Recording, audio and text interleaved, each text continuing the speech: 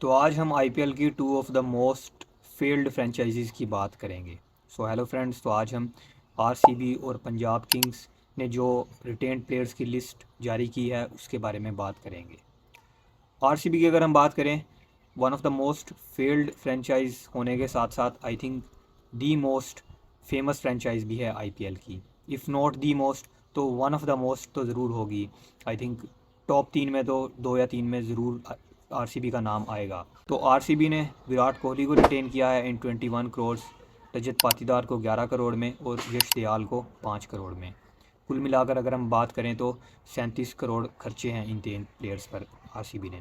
और अभी भी जो है वो 83 करोड़ का एक बड़ा बजट ही बाकी है। और उसमें एक और जो इंटरेस्टिंग चीज़ है वो ये है कि उस 83 करोड़ के बजट में से अब 3 अभी आरटीएम का भी यूज़ कर सकते हैं आरसीबी, और 3 आरटीएम कैप प्लेयर्स के तौर पर, नॉट अनकैप प्लेयर्स बल्कि 3 कैप प्लेयर्स को आरटीएम के थ्रू वापस ले सकती है। एंड आई थिंक अगर 3 कैप प्लेयर्स ठीक डील में मिल जाते हैं आरसीबी को, तो I think this is going to be a blockbuster year अगर हम अगले आईपीएल की बात करें फॉर आरसीबी। कौन कौन से प्लेयर्स हो सकते हैं जिनको आरटीएम के थ्रू आरसीबी टारगेट कर सकता है?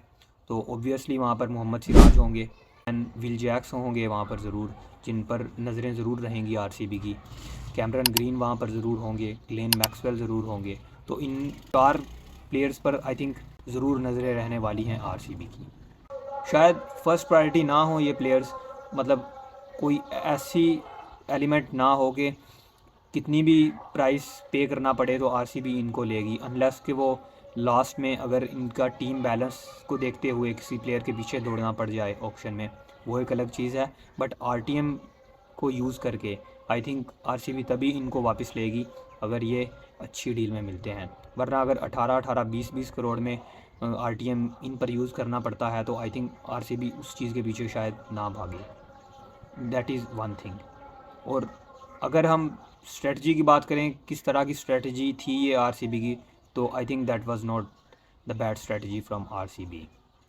अगर हम बात करें जो मैंने नाम लिए 4 प्लेयर्स के, तो उनको अगर आप ऑक्शन में उतारते हो तो आई डोंट थिंक कि उनमें से कोई प्लेयर है जो वो 20 करोड़ को टच कर पाएगा। तो अगर कोई प्लेयर आपका इस कैलिबर का नहीं कि जो 20 करोड़ को टच कर पाए, तो आप ये आरटीएम के भरोसे उन प्लेयर्स को छोड़ने का रिस्क डेफिनेटली तौर पर ले सकते हो। 15-15 करोड़ के तो I think each of them is capable to touch that 15 crore mark. But surprisingly ऐसा भी हो सकता है कि 15 करोड़ से नीचे भी आरटीएम के थ्रू आरसीबी इनको वापस ले ले, या फिर अगर आरसीबी इनमें इंटरेस्ट नहीं रखती तो कोई और टीम भी, बहुत स्ट्रॉन्ग पॉसिबिलिटी है, इनको 15 करोड़ से नीचे 10, 12, 13 करोड़ में इन प्लेयर्स को ले सके। तो आरसीबी का सिर्फ 3 प्लेयर्स को रिटेन करना आई थिंक बुरी हिकमत अमली नहीं है, क्योंकि इससे आपके पास एक बड़ा 83 करोड़ का बजट रहेगा ऑक्शन में। दूसरी तरफ अगर हम बात करें पंजाब किंग्स की, तो पंजाब किंग्स ने जो चीज़ की है वो आई थिंक मोस्ट एक्सपेक्टेड थी भी। शशांक सिंह और प्रभ सिमरन को सिर्फ रिटेन किया है। शशांक सिंह को 5.5 करोड़ में रिटेन किया है और प्रभ सिमरन सिंह को सिर्फ 4 करोड़ में। तो अब पंजाब किंग्स के पास सबसे ज़्यादा पर्स अमाउंट होगा ऑक्शन में जाते हुए 110 करोड़ का, जिसमें 4 आरटीएम के ऑप्शन भी हैं पंजाब के पास, capped player most importantly 4 cap player को आरटीएम के थ्रू पंजाब रिटेन कर सकती है। आई थिंक जो रिटेन करने की जहाँ तक बात है, अगर पंजाब रिटेन करती तो एक एक को 18-18 करोड़ देना पड़ते, और एटलीस्ट 14-14, 12-12 करोड़ तो देने पड़ते उनको अगर Sam Curran, Arshdeep Singh, Liam Livingstone, Kagiso Rabada इनको रिटेन किया जाता, और फिर वो पूरे सीक्वेंस में प्राइस डिस्ट्रीब्यूशन को होना था। बट उनको रिलीज़ करके आरटीएम के बदले आई थिंक ये प्लेयर्स हैं जो वो मच बेटर डील में मिल सकते हैं पंजाब को। और ये सोच पंजाब की आई थिंक मेरे ख़्याल से बहुत बेहतर रहेगी, क्योंकि ये जो मैंने नाम लिए हैं ये आई थिंक 4 प्लेयर्स 30-35 करोड़ में 4 मिल सकते हैं। और वैसे अगर इनको सीक्वेंस के थ्रू इनको रिटेन किया जाता तो इन पर आई थिंक 50 करोड़ के अराउंड इन पर स्पेंड एटलीस्ट करना पड़ सकता था पंजाब किंग्स को। तो that is not a bad choice for Punjab Kings. Then अगर हम बात करेंगे क्या पॉसिबिलिटी रहने वाली है पंजाब की इन प्लेयर्स को दोबारा रिटेन करने की थ्रू आरटीएम। तो इनमें से Arshdeep Singh, I think I am sure कि अर्शदीप सिंह के पीछे जाएगा पंजाब, चाहे वो 15, 16, 18 या इवन के 20 करोड़ भी उनको क्यों ना पे करने पड़े, क्योंकि एक इंडियन बॉलर को जो कि बहुत टाइम से आपके साथ जुड़े हुए हैं उसको कोई भी फ्रेंचाइज नहीं छोड़ना चाहेगी। सैम करन भी अगर 15-16 में भी इवन के आरटीएम के थ्रू मिलते हैं तो उनको भी लेना चाहेगी Punjab. Liam Livingstone, Kagiso Rabada, उनको भी ज़रूर लेना चाहेगी। और ऐसा नहीं है कि सभी प्लेयर्स 15-15 से ऊपर जाएंगे, हाँ जाएंगे ज़रूर, बट बहुत कम प्लेयर्स ऐसे होंगे जो कि 18-18, 20-20 करोड़ की जिन पर बिडिंग होगी।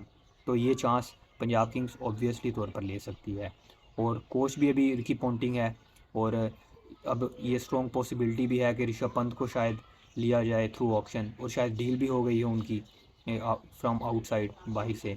Then Shreyas Iyer, KL Rahul, captaincy material भी अभी ऑक्शन में बहुत ज़्यादा आने वाला है। तो कैप्टन की तो आई थिंक जो है वो परेशानी नहीं लेनी चाहिए पंजाब किंग्स को, और उनको होगी भी नहीं कैप्टन की। ऑक्शन में बाय करके किसी को भी कैप्टन बनाया जा सकता है, बहुत सा कैप्टनसी मटेरियल होगा ऑक्शन में। दैन स्टीव स्मिथ को रिटेन किया जा सकता है, ये भी न्यूज़ अराउंड कर रही हैं बहुत देर से। तो वो तो अभी ऑक्शन में जो ऑक्शन होगी तभी पता चलेगा, कंफर्म तो तभी चीज़ें होंगी। बट एक चीज़ तो श्योर है, Ricky Ponting is the head coach, और हम इस बार पंजाब किंग्स में बहुत ज़्यादा ऑस्ट्रेलियन प्लेयर्स का फ्लेयर देखने वाले हैं।